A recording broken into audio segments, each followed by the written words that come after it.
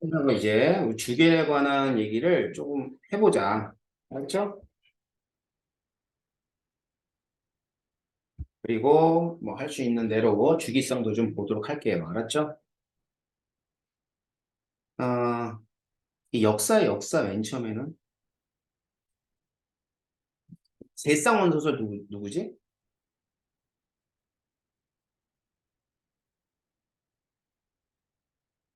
사람 이름은 되베라야.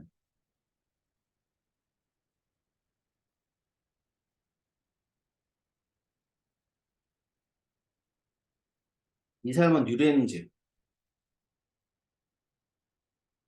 맨델레프는 최초의 주기를 만든 사람인데 원소들을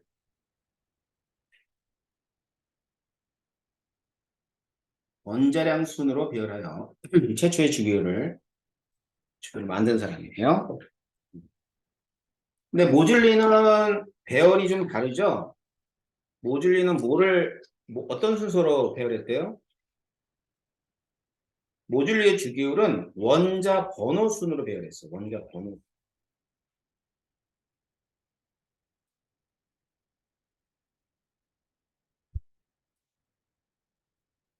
그래서 원자 번호 순으로 배열했다.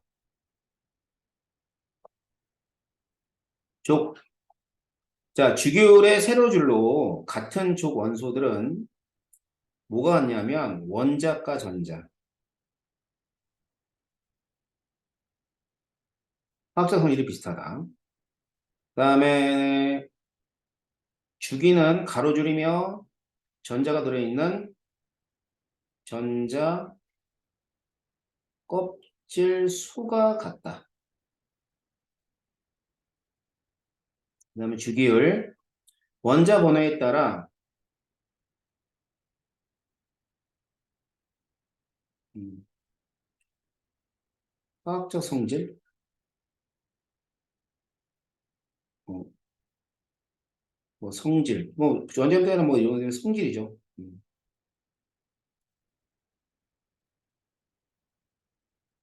성질, 화학적 성질.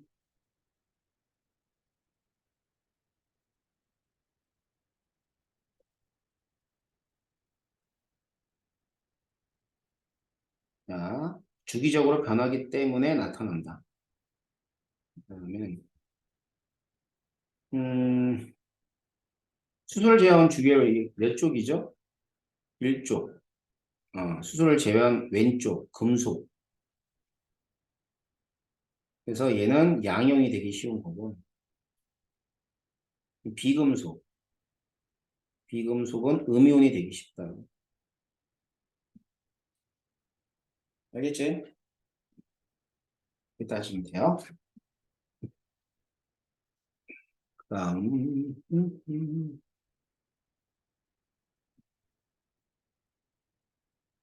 자, 밑에 있는 거. 이게 이제 데베라이너의 세쌍원 소설을 이용해가지고 이 문제를 확인하는 건데요. 이게 원자량을 합해서 절반 나눈 거예요. 그렇지? 그러면 이 가운데에 있는 원자의 원자량이 나오는 거예요. 그렇게 해서 한번 구해볼까? 그럼 얼마가 나올까? 23이 나오는 거죠. 7하고 39를 더하고 2로 나누면 돼. 그럼 23이 나옵니다. 이게 이제 데베란의 세성 원소설에서 얘기하고 있는 거죠. 알겠죠? 그 다음,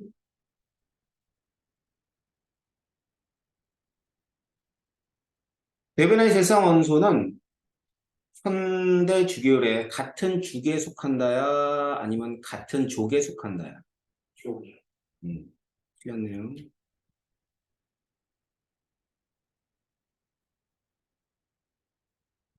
족에 속한다.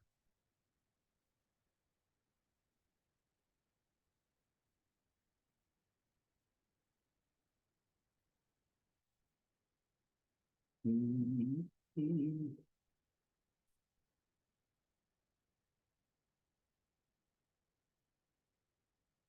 이게 깨림직해. 주기율은 원자 본의 이 가가 안 맞아 떨어지지 않냐? 원자과 전자.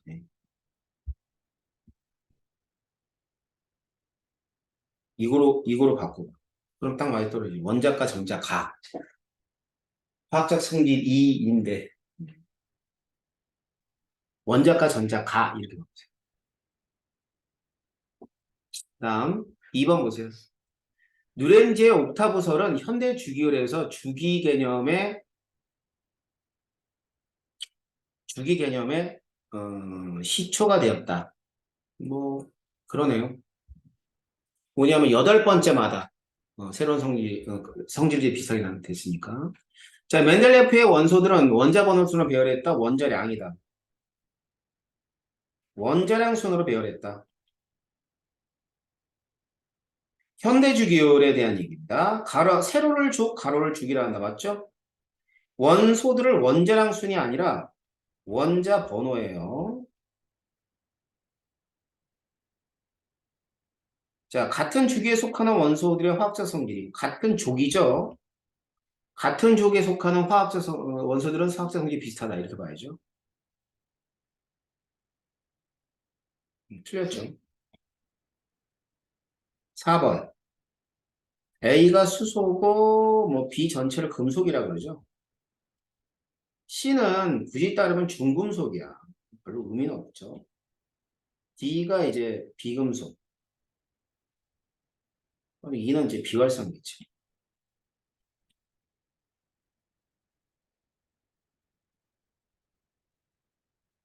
틀렸네요. A가 ABC. ABCD 원성 금속이에요. 아니에요. AB.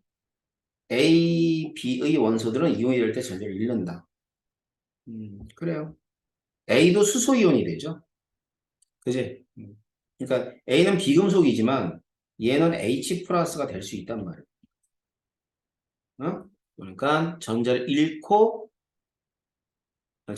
양이온이 될 수가 있는 거죠. 금속은 다 이온이 될 전자를 잃는 되고 D. 맞아요. 자, 비금속들은 음용이 되기 쉬운 애들이고요. E. 주로 상온에서 무슨 상태? 기체 상태로 존재하죠. 자, 5번. 전자 배치를 해봤으니까 A는 수소, B 모르죠? 베릴륨, C는 탄소, D는 산소, E는 규소 이렇게 됩니다. 같은 주기에 해당하는 원소들을 쓰시오. 베릴륨, 탄소, 산소까지 같은 주기예요. 자, 그 다음 같은 족 탄소하고 규소. 금속은 이 중에서 하나. 베릴륨 하나. 알았지? 이족이니까 알칼리 토금속.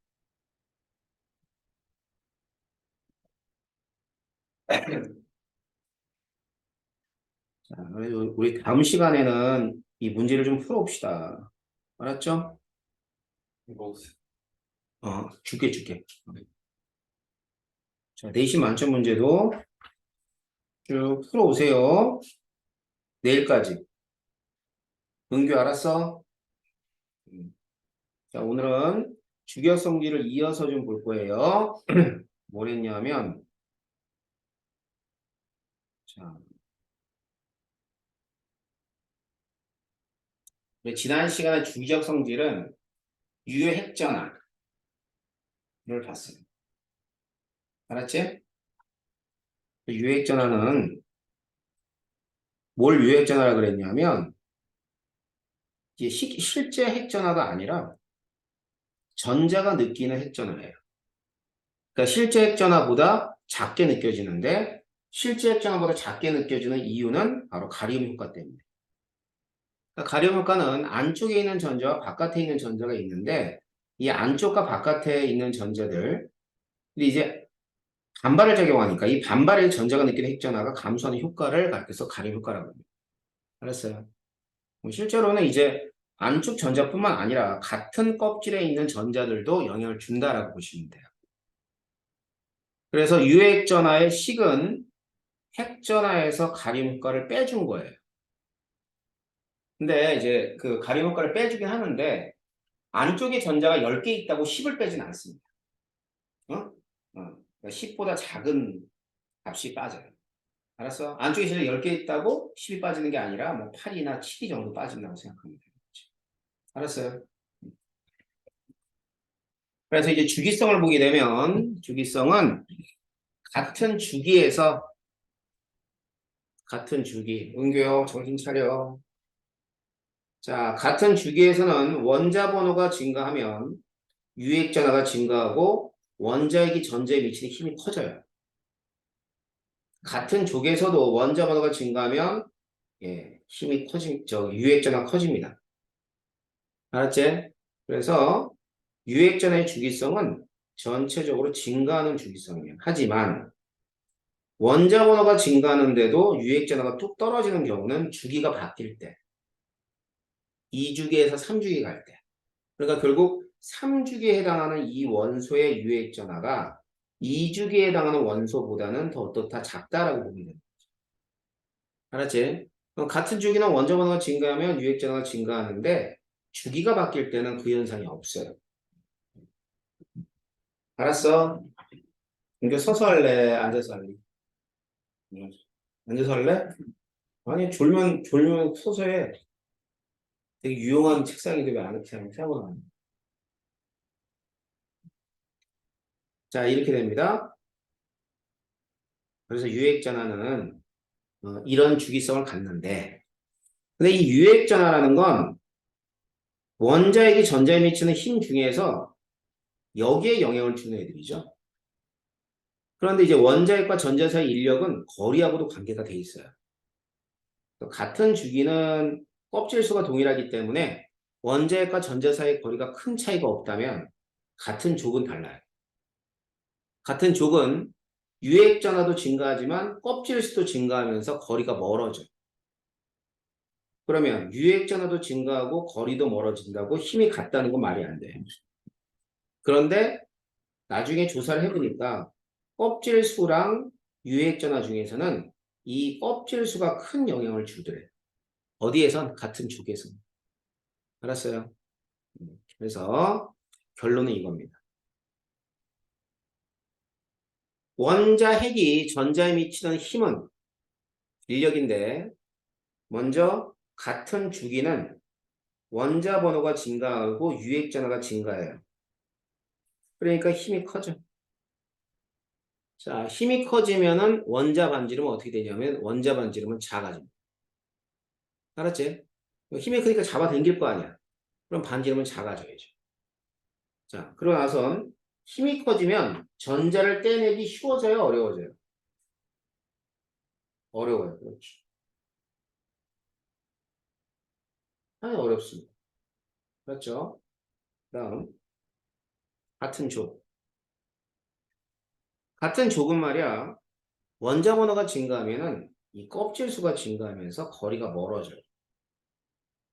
그럼 거리가 멀어지면 힘은 작아지는 거야. 은교야, 눈 떠. 작아지는 거야. 서서 하라고 그러니까. 힘이 작아지면 반지름이 어떻게 될 것 같아요? 커져요. 전자를 떼내기. 떼내기. 쉬워져요. 그렇죠. 알았어요? 자, 그래서 이제 원자, 원자들의 주기성에서는 두 가지가 영향을 주는데 그게 첫 번째가 유액전하고 두 번째가 전자 껍질 수가 되는 거예요. 세수 좀 먹어주세요. 예, 세수 한번 보세요.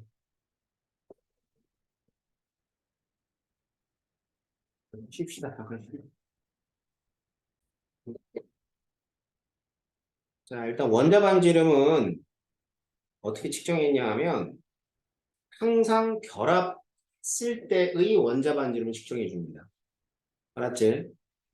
그러니까 결합을 안 할 때는 오비탈로 원자 반지름을 정의를 못 내려준다라고 했어요. 오비탈로는. 알았지? 그러니까 예를 들어 수소 원자가 있어. 자, 수소 원자가 있는데 이 수소 원자는 1s를 표시할 수 있겠지. 그런데 얘는 경계가 안 되기 때문에 여기서 경계가 없잖아. 경계가 없으니까 원자계에서 여기까지를 반지름을 얘기하지 못해.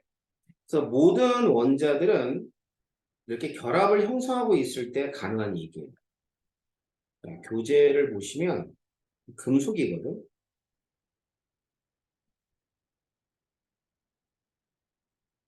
이게 금속 나트륨이에요. 근데 금속 나트륨도 이게 지금 무슨 결합을 하고 있냐면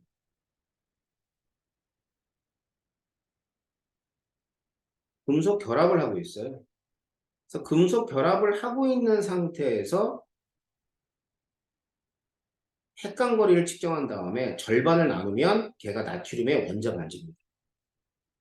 알겠지? 근데 이제 문제가 되는 게 비활성 기체. 이 비활성 기체들은 결합을 형성하지 않습니다. 그렇게 되면 이제 여기에 있는 헬륨하고 여기에 헬륨이 떨어져 있다고. 근데 온도를 쭉 낮추게 되면 헬륨이 점점점 다가와서 이렇게 거의 붙는 상태가 되거든.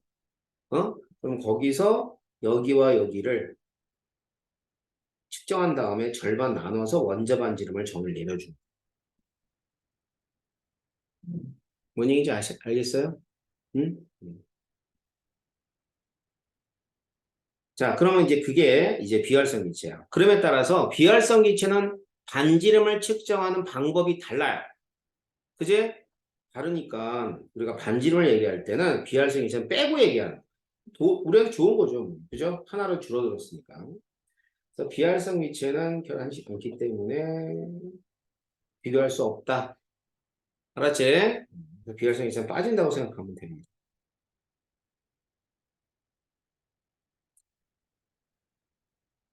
두 번째, 그러면 원자 반지름.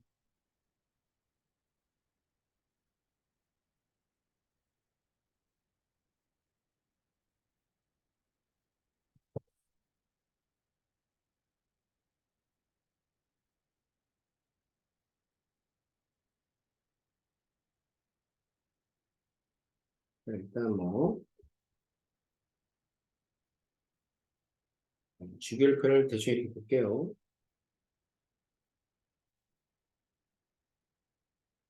자, 이렇게 보면 같은 주기죠? 그지?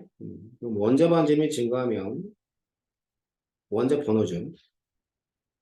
번호가 증가하면 원자 반지름은 점점 작아져요. 같은 주기에서. 알겠어? 자, 그럼 왜 그러냐면 얘들은 이제 원자 번호가 증가함에 따라서 유액 전하가 증가하는 거죠. 유액 전하가 증가하게 되면 원자핵이 전자에 미치는 힘이 점점 커지니까 반지름은 작아지게 됩니다. 다음 같은 족에서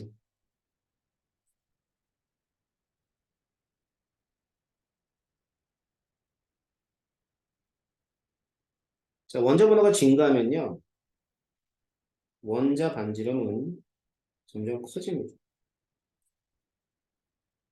알았지? 같은 족에서는. 자, 왜 그러냐면 이때 원자 번호가 증가함에 따라서 뭐가 점점 커지냐면 껍질 수가 점점 커져요. 전력 껍질 수. 하나, 두 개가 세 개가 되고 세 개가 네 개가 되지. 그지? 그럼 거리가 멀어지니까 원자 핵이 전자에 미치는 힘이 점점 작아지고 반지름이 커지는 거예요.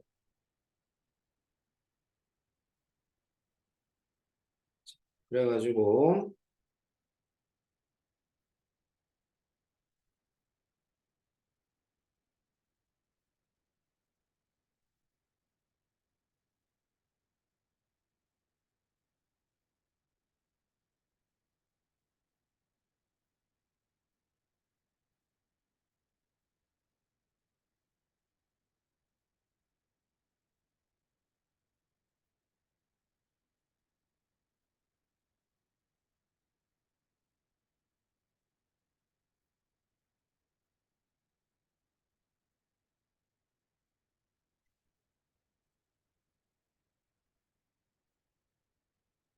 원자 범위에 따라서 이렇게 반지름이 됐는데 일단은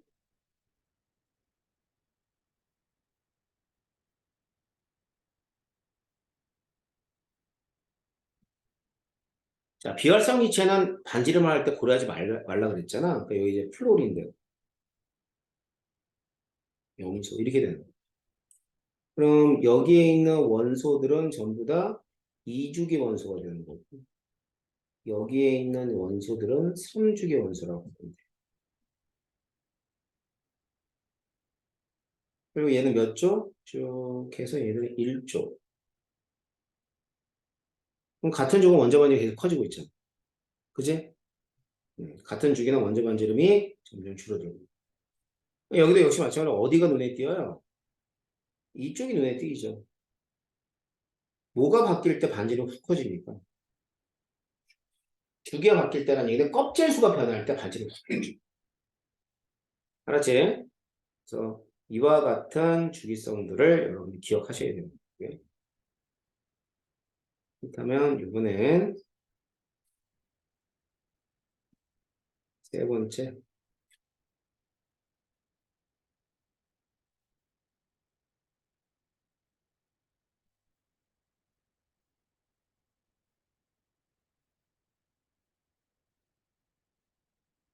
자, 이온 반지름을 줘봅시다. 이온. 이온 반지름은 이온이 이제 두 가지가 있잖아. 양이온.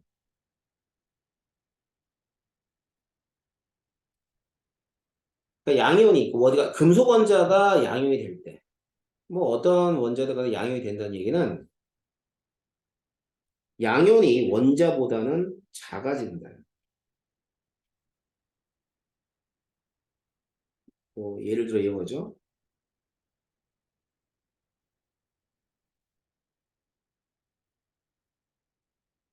NA가 있고 NA 뿔이 있어요.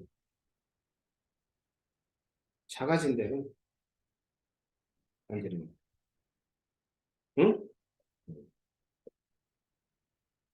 왜 그럴 것 같아? 이유를 한번 생각해 볼까? 왜 작아질까?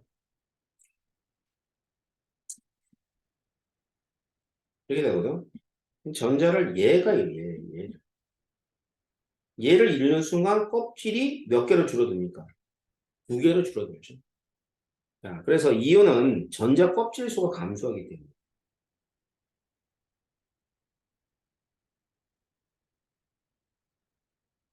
껍질 수가 훅 줄어드니까 반지름이 작아져. 이번에 음이온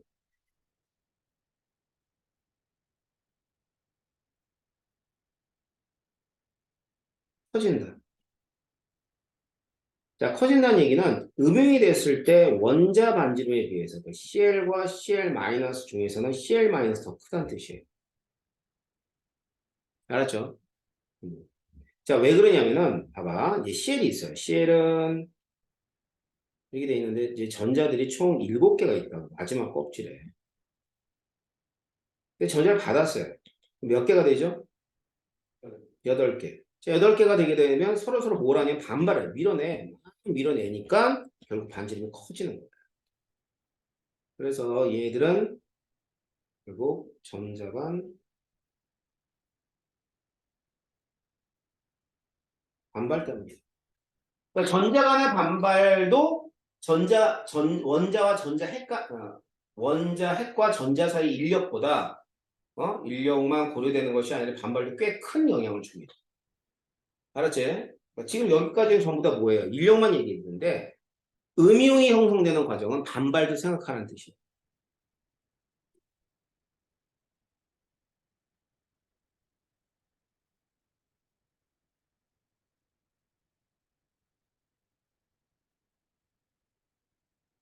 등전자 이온입니다.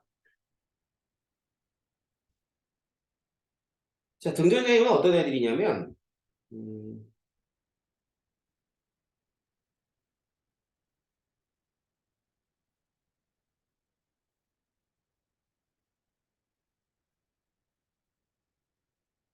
자, N3-부터 Mg2 플러스까지, Al3 플러스까지 볼까? 몇 번이냐면 7번, 8번, 9번, 11번, 12번, 13번.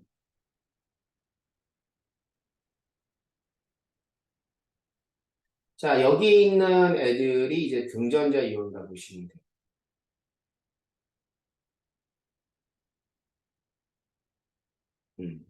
그래서 이제 전자가 몇 개냐면 전자가 총 10개.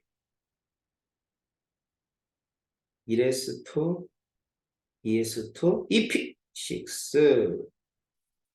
자, 이렇게 돼요. 전자 10개. 그러면 전자 껍질수 같아, 안 같아?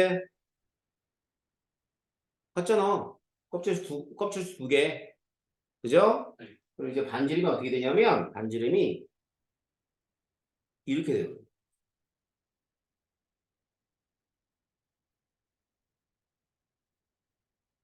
이렇게 나온다. 반지름 알루미늄이 제일 작네? 이유 한번 얘기해 볼까? 왜 그럴까요?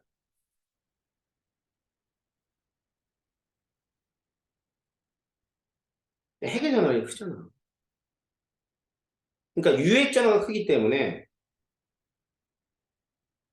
큰 애일수록 이온 반지름은 어떻게 된다? 작아진다. 그러니까 13번보다는 8번이 작잖아요, 핵이. 그러니까 힘이 어떤 거야? 약한 거야. 그러니까 반지름이 커지는 거야. 알겠죠? 그래서 등전자 이온은 유액 전하에 의해서 이와 같은 이온 반지름의 변화가 나타난다고 보시면 되고요. 그다음에 얘 말고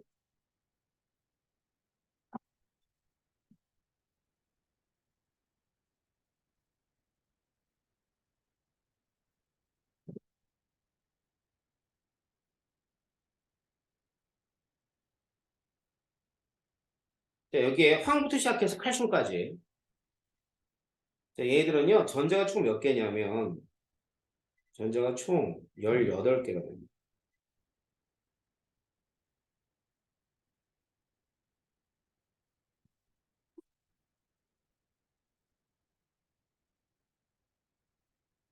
자, 그럼 여기선 이온 반지름이 어떻게 될 거야? 이것도 등전자지. 전자수가 동일한 등전자 이온.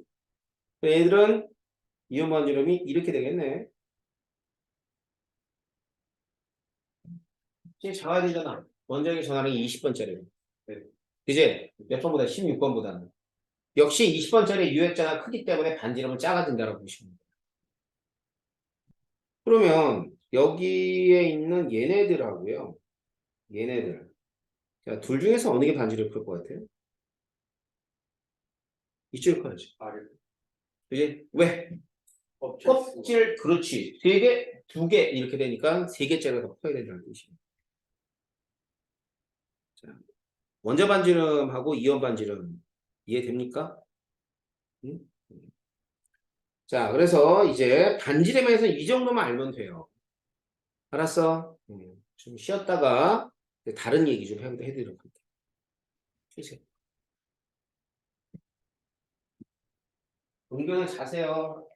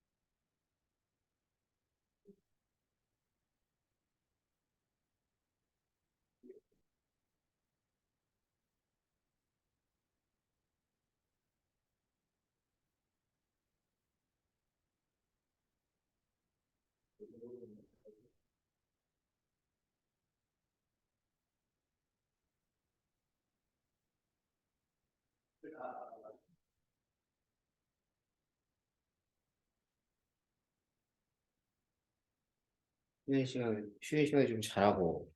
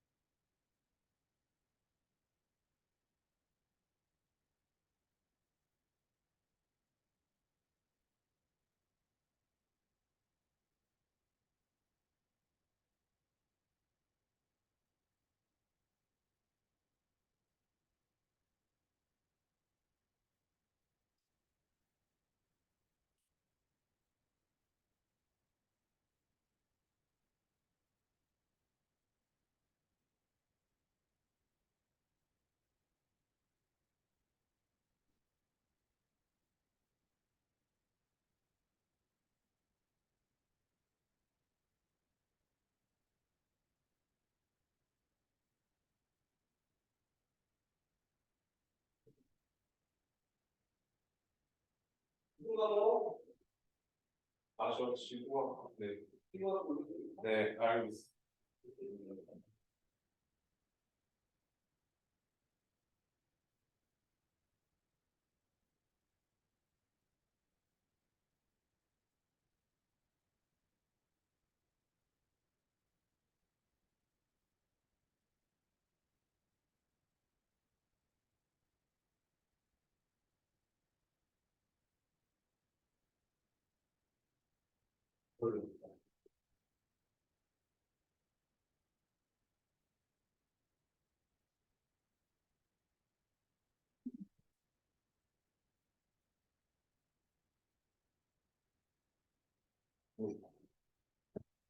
이걸 앞뒤를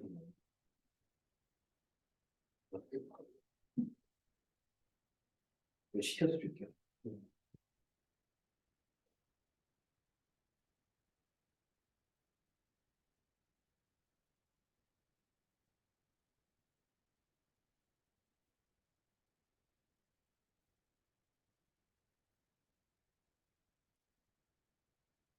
바로 있다가 시동에 네.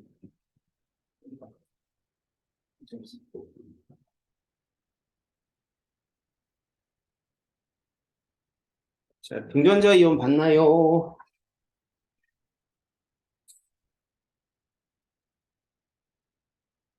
자, 그래가지고 이제 우리가 이온까지 본 거예요. 정리를 좀 해볼게. 그래프를 좀 그려봐.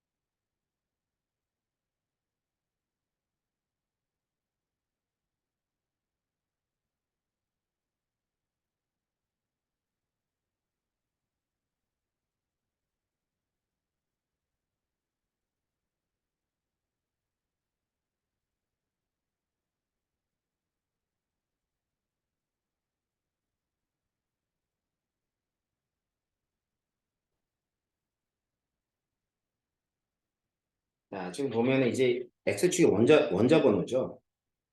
그죠? 원자 번호라서 얘들이 서로 원자 번호 같은 애들이야. 이렇게. 응? 어떤 그래프인지 알겠지? 그래서 원자에 대한 얘가 이온 반지름이고 얘는 원자 반지름만 보면 돼.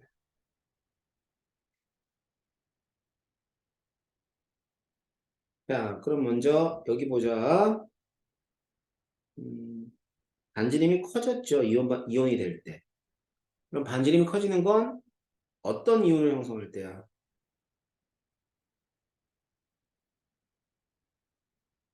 음이온을 형성할 때. 그지? 원자보다 이온이 반지름이 크잖아. 그 다음에 여기는 반지름이 오히려 작아져요. 이온이 될 때. 그럼 얘는 양이온이 형성될 때.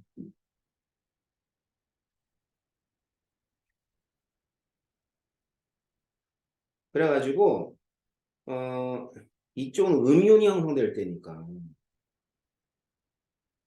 비금속들이야.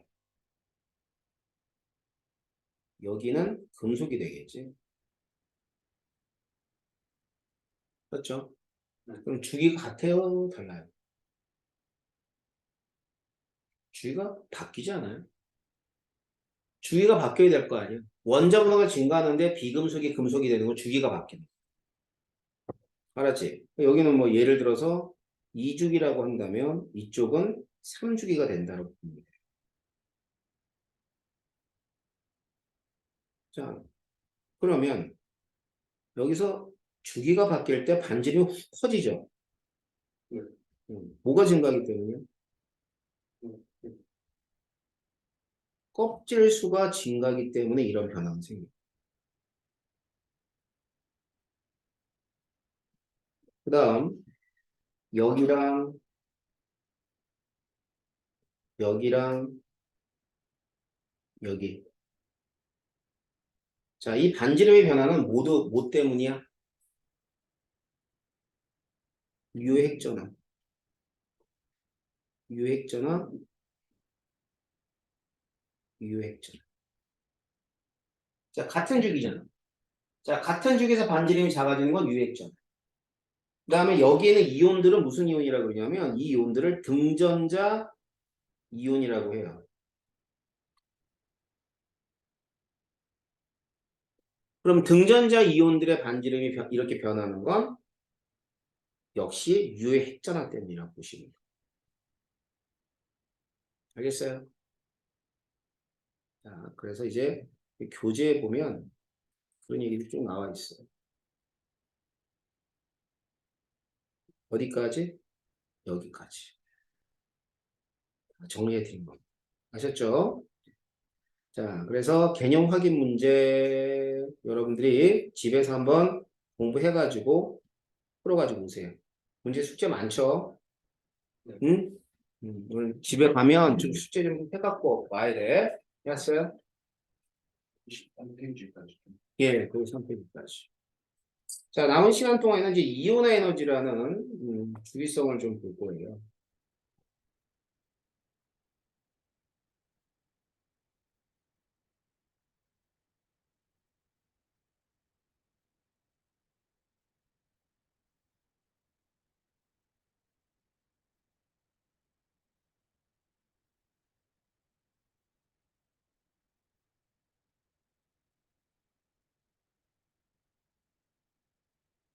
이온화 에너지를 줄여가지고 이렇게 씁니다. 알겠죠?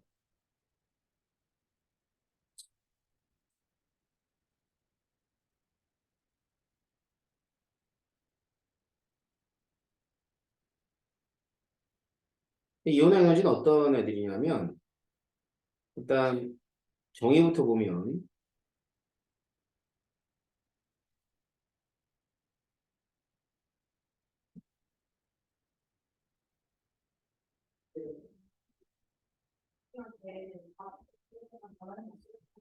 자, 기체 상태의 원자 일몰에서 전자 일몰을 떼어내기 위해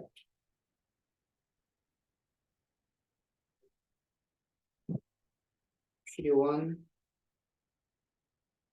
에너지를 우리가 이온의 에너지라고 해요. 근데 이제 키워드가 있는데 여기 보면 기체라는 키워드가 있어요. 그 다음에 전자 몇 몰을 떼어내는데 1몰을 떼어내는데 필요한 에너지. 그럼 에너지가 흡수돼야 돼? 에너지를 방출해야 돼? 응?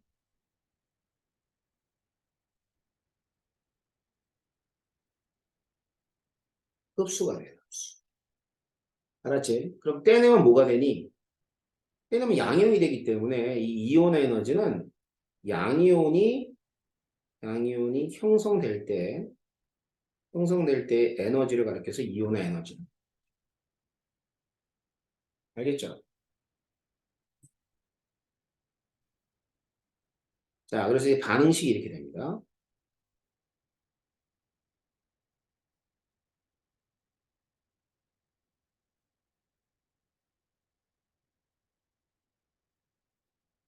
m 플러스 자, 이런 식으로 반응식을 쓸 수가 있어. 그러면 여기서 요만큼을 흡수하는데 이 흡수하는 에너지를 이온화 에너지라고 그래요.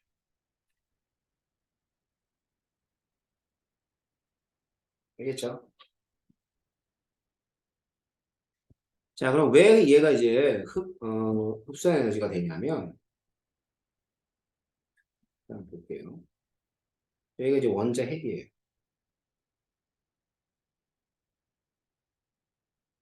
반지름이 작은 원자도 있고요.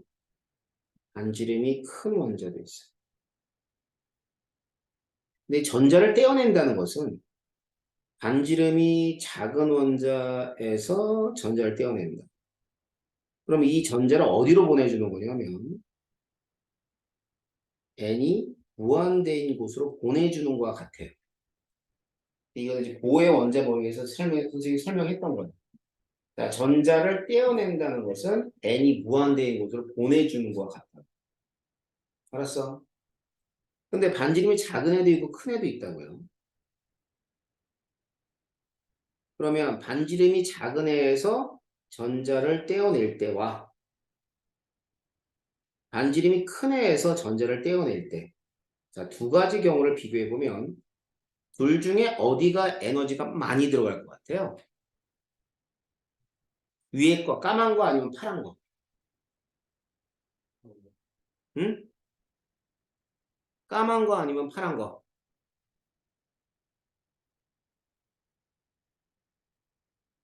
까만 거지. 까만 거지. 에너지가 많이 들어가 보이지 않아? 여기 있는 애를 여기도 옮기는데? 그치? 그래서 이때 이온의 에너지는 크다라고 얘기해줘. 그럼 반지름과의 관계는 어떤 관계야? 반대네요. 그죠?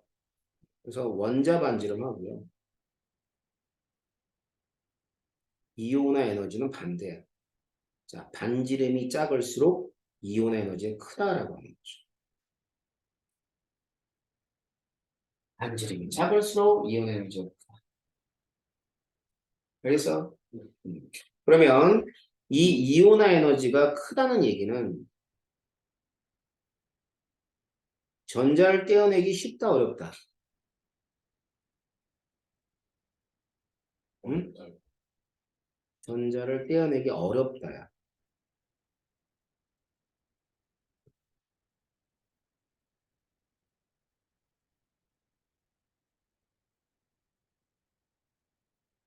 알겠지? 그 다음에 이온의 에너지가 작대요. 자, 이온의 에너지 작다는 것은 전자를 떼어내기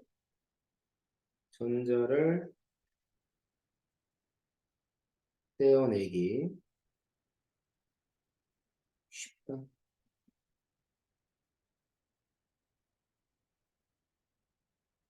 전자를 떼어내기 쉽다. 알았지? 자, 이온이 크다라는 것은 전자를 떼어내기 어렵다는 뜻이고, 저는 이온이 작다는 얘기는 전자를 떼어내기 쉽다. 이런 뜻이에요. 알겠죠? 자, 그러면, 어, 주율표가 있어요.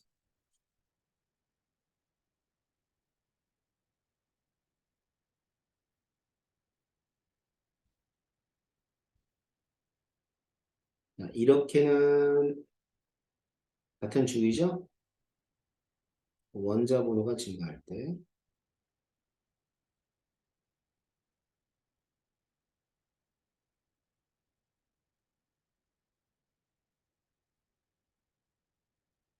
원자 번호가 증가할 때, 이온에너지 어떻게 될 것 같아요?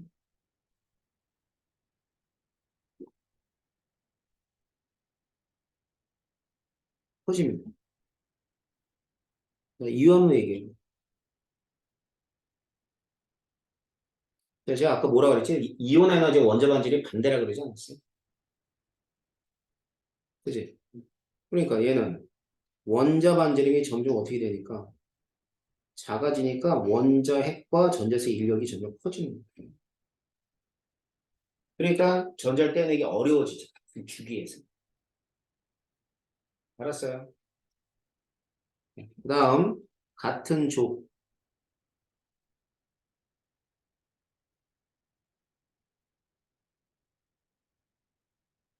증가하면 이번엔 이온 에너지가 어떻게 되냐면 점점 작아져요. 같은 족에서는.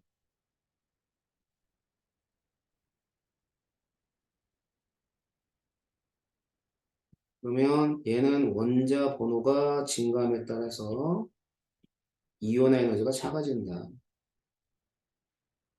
응? 이들의 공통적인 수업 자세가 있다. 왜 안 쓰냐? 노트를 가져와서 노트를 써야지. 노트를 왜 안 챙겨요? 노트를 챙겨와야지. 이놈들아. 선생은 계속 쓰는데 학생은 계속 안 쓰고. 야, 공부는 머리로 하는 게 아니야. 손하고 엉덩이로 하는 거지. 어, 저거. 자꾸 이제 쓰면서 노트, 내용 정리를 하라 그랬잖아, 선생님이. 그지? 아무 좀 숙제 내줄 거야. 내용 정리해가지고 오는 거 숙제, 내용 정리. 아니, 자꾸 써야 될 거 아니냐? 자, 저거. 다 보이지?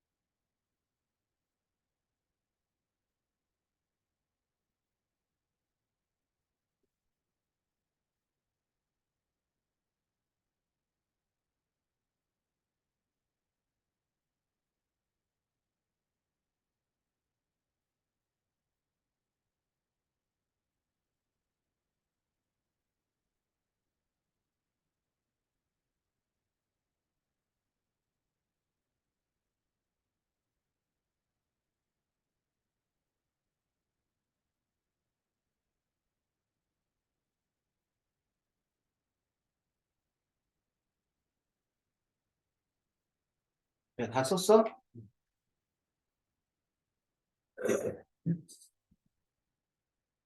쓰면서 노트를 준비해가지고 오든가 해야지. 이렇게 된다고요. 그러면 원자 번호에 따라서 이온의 에너지가 어떻게 되냐면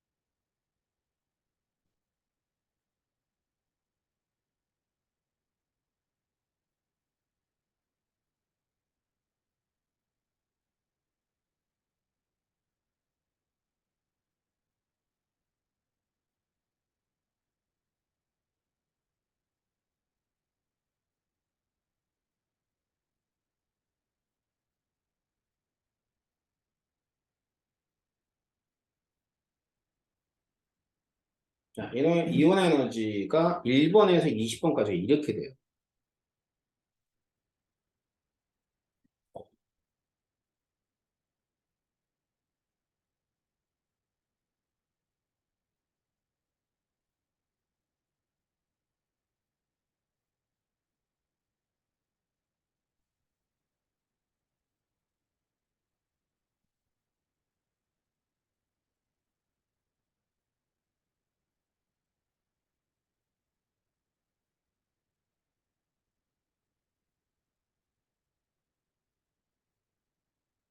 이게 1번에서 20번까지야. 맞지? 자, 먼저 여기 보니까는 이렇게 몇 쪽이에요? 18쪽. 자, 이온 에너지가 원자 분해에 따라 줄어드는 거 보여요? 같은 쪽에서. 그다음에 여기도 이렇게 1쪽. 알겠지? 그다음에 이쪽은 몇 주기가 되냐면 2주기가 되고요. 그다음에 이렇게는 3주기가 됩니다. 근데 같은 주기에서 원자 번호가 어떻게 돼야 된다 그랬냐면 같은 주기는 원자 번호가 증가함에 따라 이온 에너지가 증가하잖아. 얘들은 계속 증가하니 아니면 증가하다 감소하는 곳이 있니? 증가하다 감소하는 곳이 있지. 그지? 그러니까 여기는 2족에서 13족 갈 때. 그런데 그 다음 주기도 2족에서 13족 갈 때는 작아져요. 그 다음에 15에서 16 갈 때 작아지죠? 그 다음 주기도 15에서 16 갈 때 작아집니다. 그러면 이것마저도 반복이 되는 거지? 주기에 따라서. 어? 뭐 이유가 있을 것 같아요. 그래서 1번, 2번이라고 할게요. 자, 1번, 2번. 2족에서 13족 갈 때, 15족에서 16족 갈 때 왜 이렇게 작아지는가를 좀 살펴볼 거야. 이유를. 1번. 몇 족에서 몇 족 갈 때라고 그랬지? 2족에서 13족. 2족이 베릴륨이고요. 3족이 분수예요. 베릴륨은 4번이고 얘는 5번이니까 전자 배치가 1s2, 2s2. 분소는 1s2, 2s2, 2p1. 자, 지금 이온 에너지의 주기성으로 봤을 때 ES에서 전자를 하나 떨어뜨려내는 것보다는 얘가 어떻다는 얘기야? 더 쉽다는 뜻이지. 이온 에너지가 작아지는 거니까. 어? 그래서 그 이유를 좀 생각해 보면, 자, 봐요. 이전자 입장에서 안쪽 전자가 두 개밖에 없죠. 근데 이전자 입장에서는 무려 네 개나 되죠. 같은 껍질에 두 개, 안쪽에 두 개. 그죠? 그럼 가리움 효과는 어디가 크게 받을까? 이전자일까? 이전자일까? 아래 거, 그렇죠. 그래서 얘가 불안정해지는. 이 전자가 불안정해지는. 그래서 가리움 효과에 의해서 에너지 준위는 ES하고 EP 중에 뭐가 더 큰 상태가 되냐면 EP가 큰 상태가 되면서 불안정해지니까 떨어뜨려내기 쉽다라고 보면 돼요. 알았죠?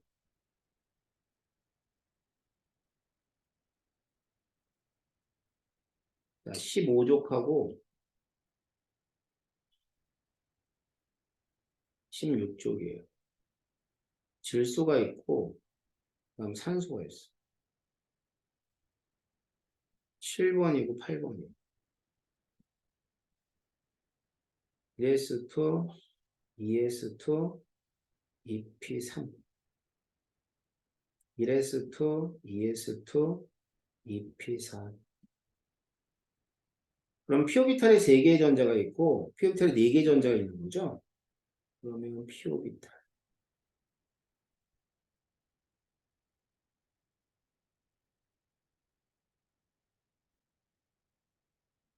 전자가 하나, 둘, 셋 이렇게 들어가 있는데 얘는 하나, 둘, 셋, 넷 이렇게 들어가 있어. 그러면 15에서 16쪽 갈 때 이온이 작아진다는 것은 이전자 떨어뜨려낼 때와 이연자 떨어뜨려낼 때 어느 게 더 쉽다? 산소에 있는 얘가 더 쉽다라는 뜻이에요. 그지? 그럼 그게 이온 에너지가 작아진다는 의미입니다. 그럼 왜 그러냐는 거죠. 왜? 이유가 뭘까? 어렵지 않게 예상 가능해. 얘는 홀전자가 떨어져 나오는 거고 얘는 쌍으로 된 전자가 떨어져 나오는 거지. 네. 그지? 그럼 전자 간의 반발이 아무래도 작용하는 쪽이 이쪽이겠죠. 그래서 이유는 전자 간 반발 때문에 더 떨어지기 쉽다는 얘기는 에너지가 작아진다는 뜻이에요. 자, 그래서 이 이유는 꼭 기억하셔야 됩니다. 왜냐하면 이 이유가 시험에 나와. 선생님이 이제 이온의 에너지까지 해드렸는데 이온 에너지는 조금 더 남았어요. 그렇기 때문에 여러분들은 숙제는 어디까지 해오냐면 123초까지만 해오시면 돼요. 내일까지다. 응? 자, 그럼 내일 문제 좀 확인하고 그 다음에 이온 에너지 마무리 줄 겁니다. 내일 보도록 할게요. 오늘 여기까지 할게요. 수고했습니다.